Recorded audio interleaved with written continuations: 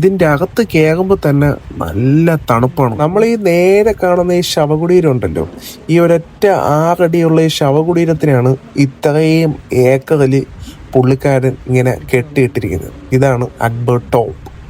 ഇതിൻ്റെയൊക്കെ മുകളിൽ നോക്കുകയാണെങ്കിൽ നല്ല അടിപൊളിയായിട്ട് അറബിക് കാലിഗ്രാഫിയിലൊക്കെ നല്ല രീതിയിൽ കൊത്തുപണി. ഏകദേശം നിങ്ങൾ ആലോചിച്ചോളണം, 400-450 വർഷമായി ഇന്നും വലിയ കേടുപാടുകളൊന്നും കൂടാതെ ഇങ്ങനെ സ്ഥിതി ചെയ്യാണ്.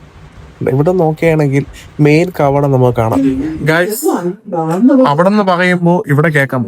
അണ്ണൻ അവിടെ നിന്ന് പറയണത് എനിക്ക് ഇവിടെ കേൾക്കാം. വരണ പറ.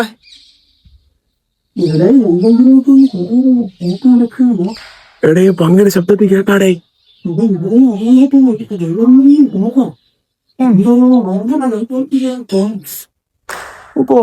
പൊളി എന്നാ